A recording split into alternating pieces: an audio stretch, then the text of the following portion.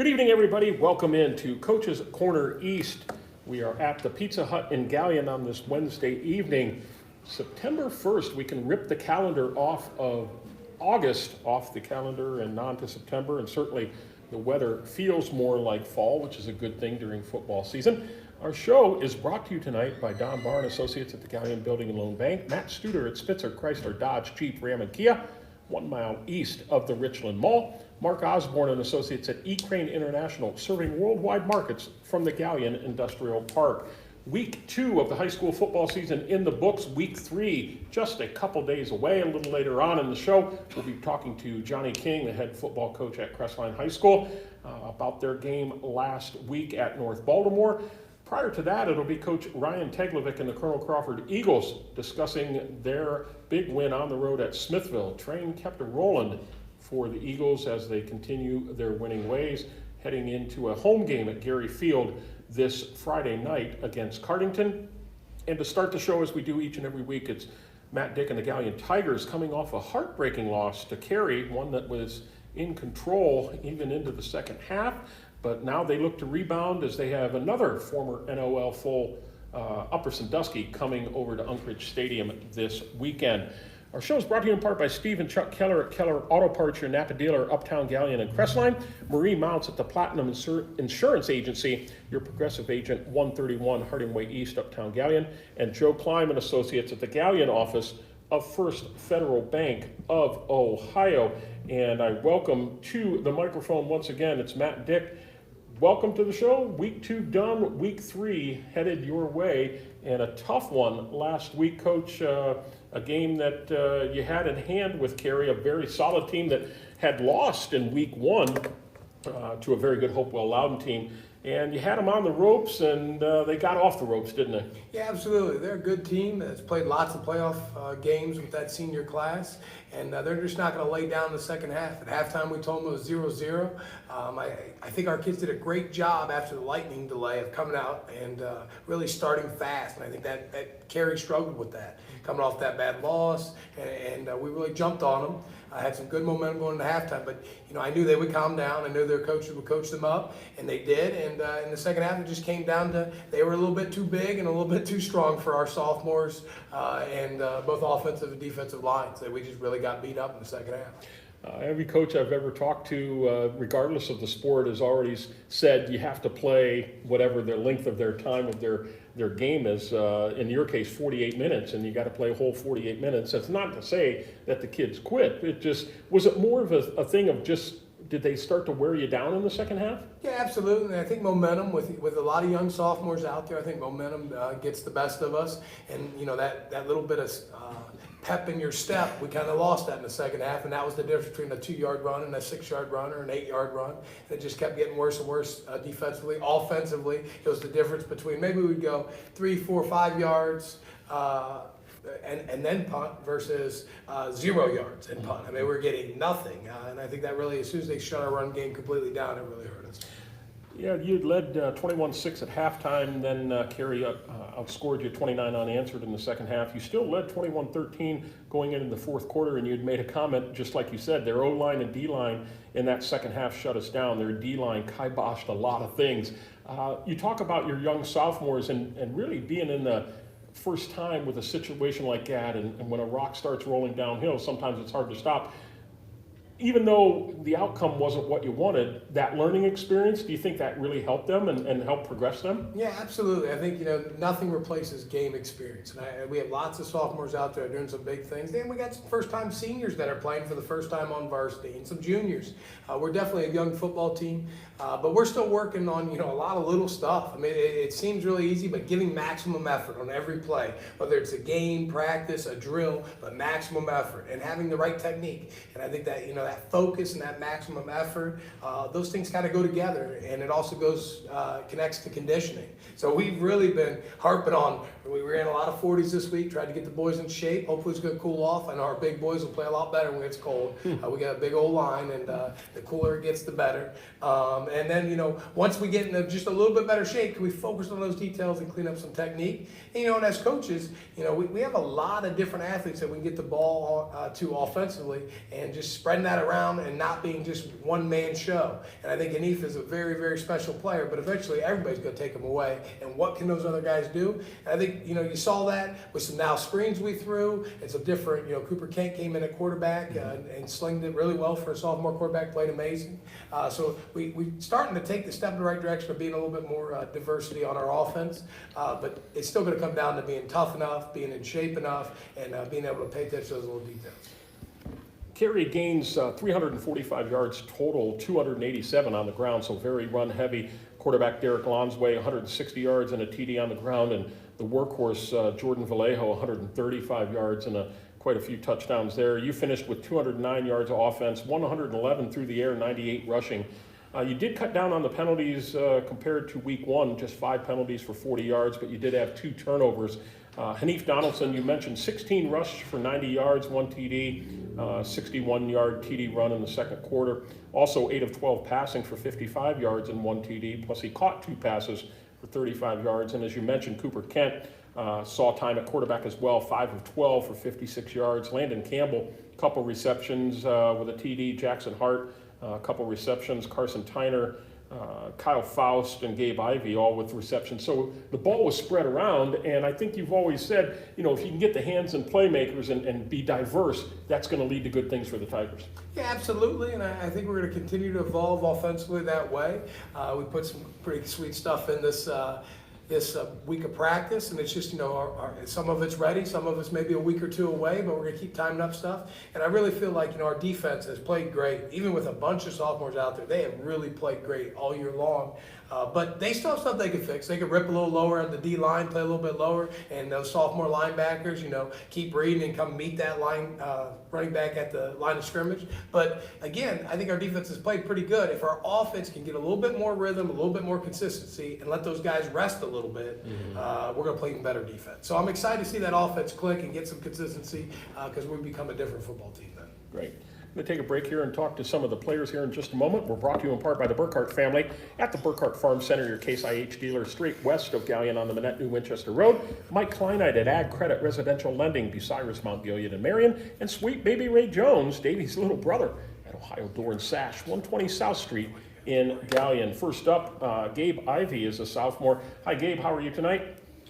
I'm good. How are you? Switched up on you. I'm just going based on how you wrote it on the paper. So, hey, thanks for joining tonight. And as Coach said, quite a few sophomores out there playing. You're one of them. And did you get time last year as a freshman, or this is really your first major varsity experience? No, I had plenty of time at offense as a freshman, but I only played 2 games on defense. Okay. So what positions are you playing on both sides of the ball then? I play corner and I play wide receiver. Okay. So you did catch a couple passes. Good for you on that. As Coach mentioned, you had Hanif in there for a while. Then Kyle was in there for a while. Cooper was in there for a while.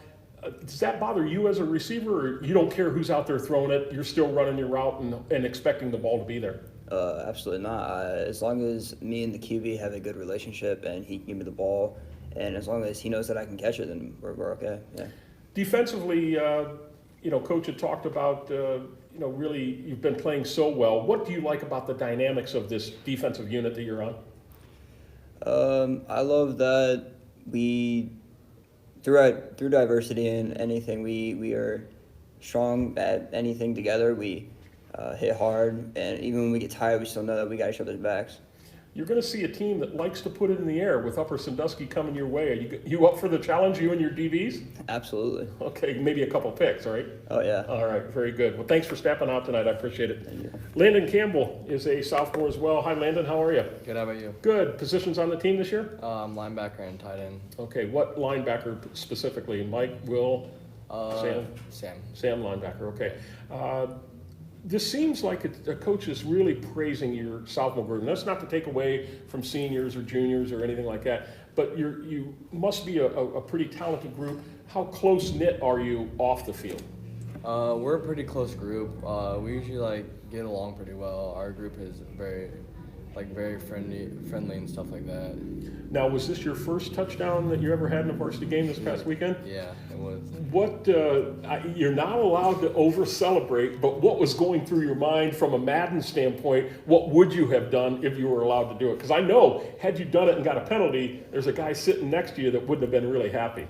I wasn't really planning on dancing. I was just more shocked. And I looked at one of my linemen, and I just looked at me and goes, "You scored," and I was like, "I know," and I was like, just walked off the field. I was so in shock. Yeah, it's got to be a good feeling though. So practice, Coach talked about conditioning and running you guys quite a bit. He mentioned the weather is going to help your linemen. You're now going into week 3. Do you feel like that aerobic and that conditioning is there, getting better? Yeah, it's getting a lot better than it was week 1.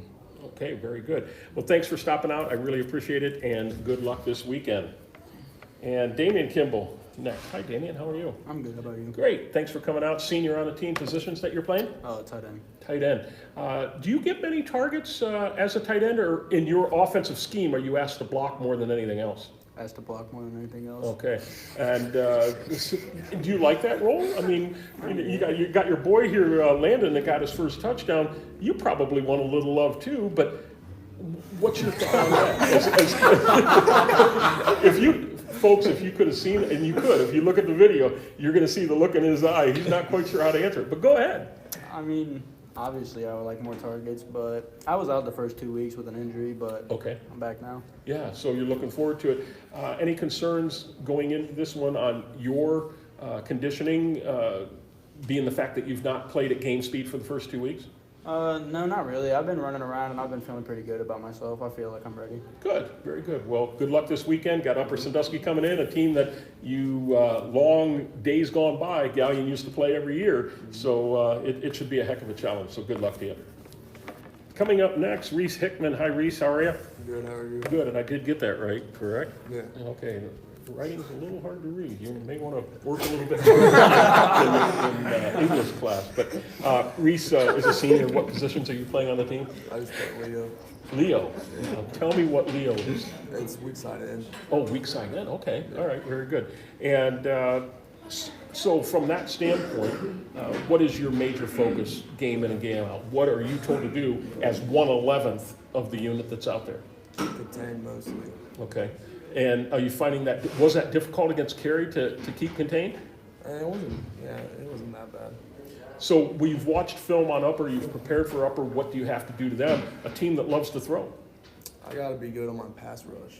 That's what I have to be good on. Do you like when you hear a blitz or sending you?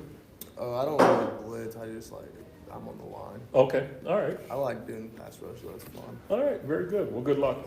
Thanks Thank for coming. And finally, sophomore Cooper Kent is with us. Hi, Cooper. How are you? I'm doing good. How about you? Doing really well. I appreciate you coming out. And you got time under center or in shotgun, whatever it might be. Did that come as a surprise, or was that talked about last week at practice that you may spell Hanif so you can get him out in space and doing the things that he does well?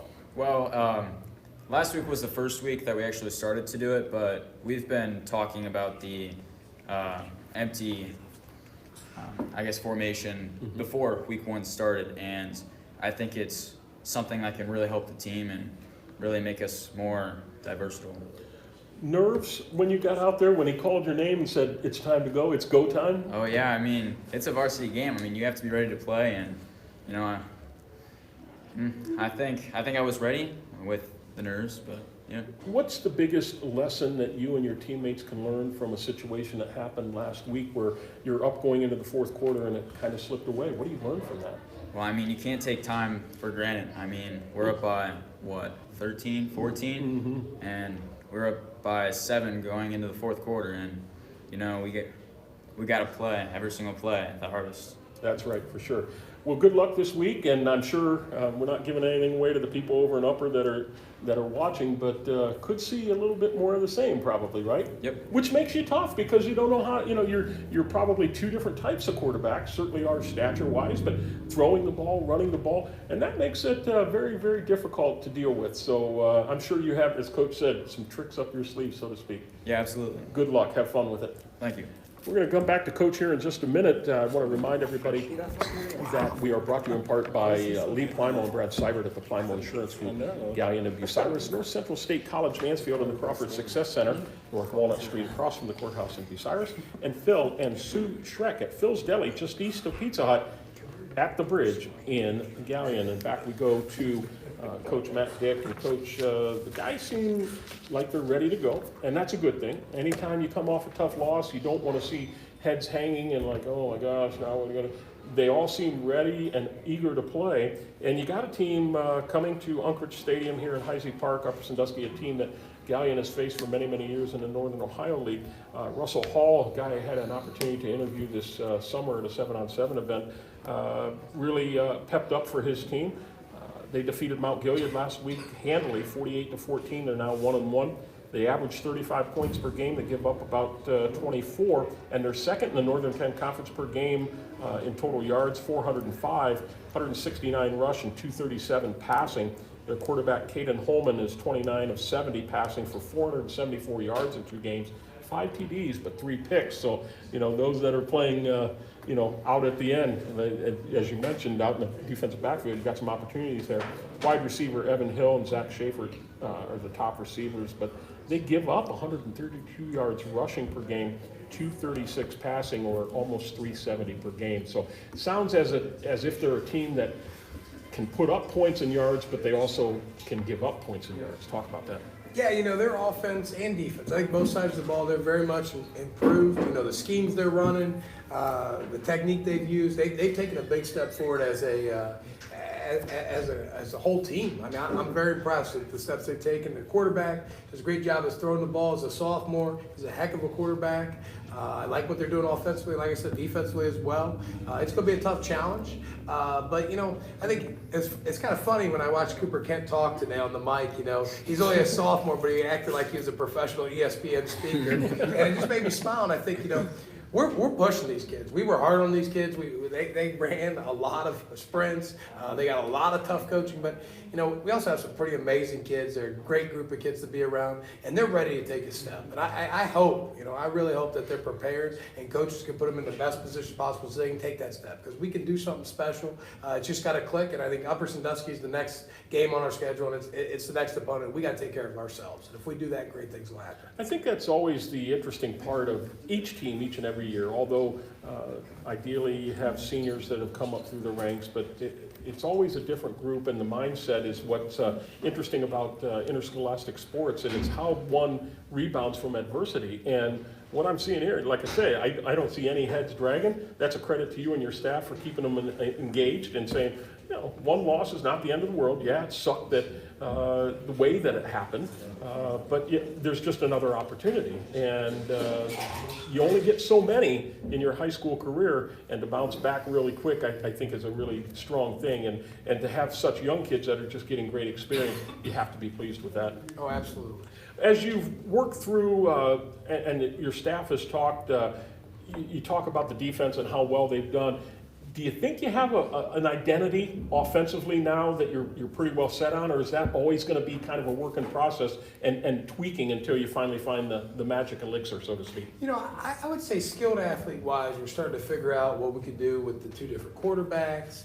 I think we really have 4 running backs that are going to play running back in different spots of the game with Anif, Cooper McCabe, Sam Wegson's our starter, and even Gabe Ivy, you might sneak back there. So, I mean, we've got some skilled athlete stuff kind of figured out, multiple tight ends, multiple X receivers. I think that's figured out, but it's really the O-line. I think if you want to know what our offensive identity is going to be, it's going to start with them. Mm-hmm. What are they going to get good at that they can repeat over and over again? And I'd love to see it be, a gap double or just being gap sound, but if that's not it, then we better get good at pass blocking, or we better get good at running outside zone. And we got to find that. I think we're still searching for that. We got some ideas, but this is another week to get some good film and see what we can get and really focus on. Biggest keys to victory to get a win over the Rams this weekend?